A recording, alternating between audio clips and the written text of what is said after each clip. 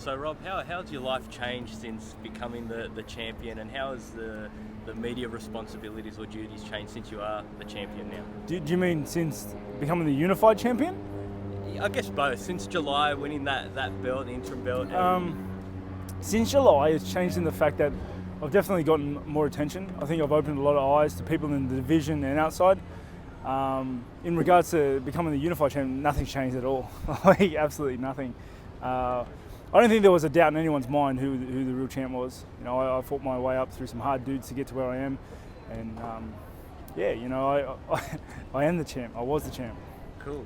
And I guess being your first title defence at home, was this obviously more ideal for you fighting in Perth? There was talks of you wouldn't mind going to Montreal to fight GSP, but does this situation work out better for you? 100%. I would have fought him anywhere in the world if he wanted to, but this definitely works out better. To be only 4-hour flight away from my home and to fight in Australia where I have the home ground advantage is always, the best possible situation. I'm stoked to be fighting in Australia. It's always my biggest dreams is to fight and defend the belt in Australia, and to be able to do that is just a dream come true. Was it a bit disappointing that you didn't end up having to take on GSP to become the undisputed champion? Yeah, it was because I wanted to fight George out of respect more than anything. I idolised him as a child coming up, and as a young man coming up in my career, he was always like one of my biggest idols.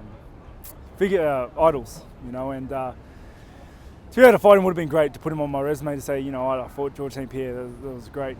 But I don't think I ever really convinced myself that he would fight me. I think it was a dangerous fight for him, a hard fight for him, and it is what it is.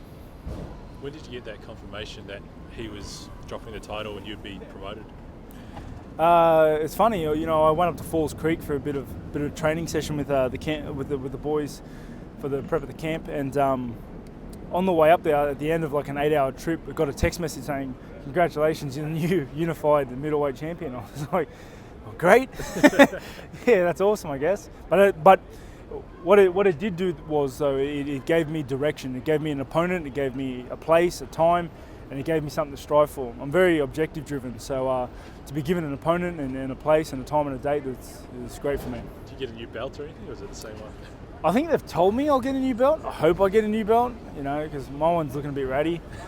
I'll let my son drag it around the house a bit too much, but I think so. Big ceremony if you do get the belt? Belt?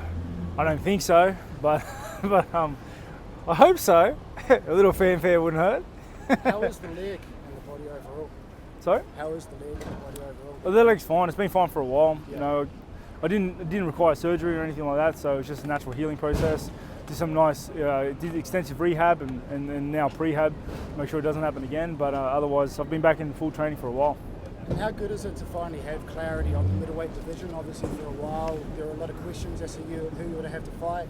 But now Rockhold's the obvious, you're going to fight him, and after that there'll be more contenders. Yeah. Is it good to have clarity? It's the best thing for me. Like I said before, I'm very objective driven.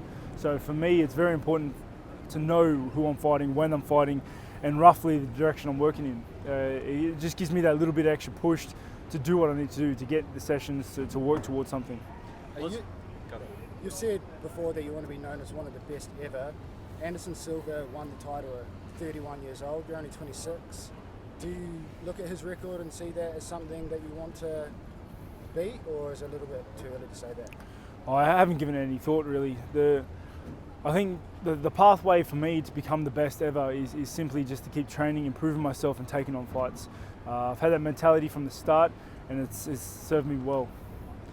Kelvin Gastelum was campaigning hard for a fight against you. Did the UFC approach you at all with that option of possibly, choosing Rockhold or Gastelum, or was that ever in your mind that you could possibly be fighting Kelvin Gastelum?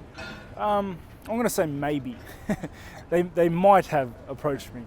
I think it's what Kelvin should be doing, campaigning for that fight, for the fight for the champion.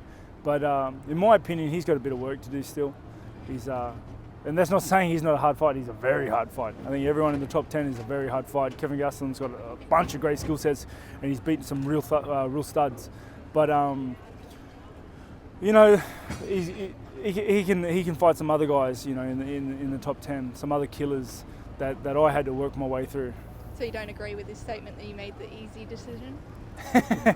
Okay, anyone who thinks Rockhold is an easy fight is off their head. Like, he's the previous champ. He's one of the best fighters in the world. It's anyone that can say he's an easy fight can fight him. Let's see Kelvin fight him.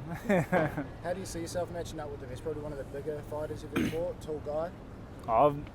I've fought a bunch of big dudes, and didn't help them. Are you doing anything different this training camp that you've done differently in the past at all, leading up to this fight? Not at all.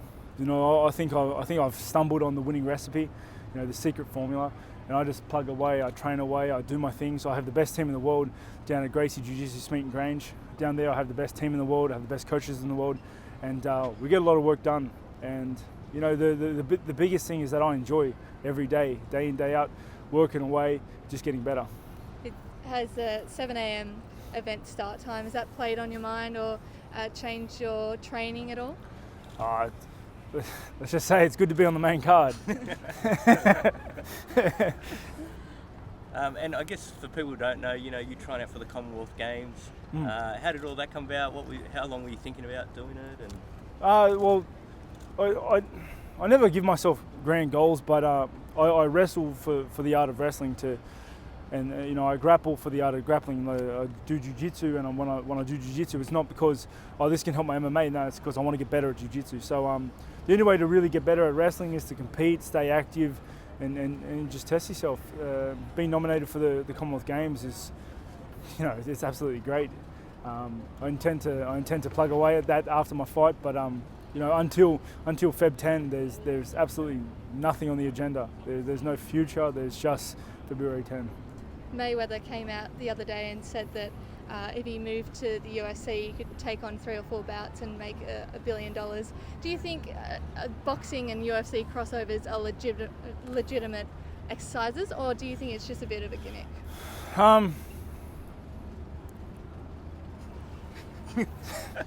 Like,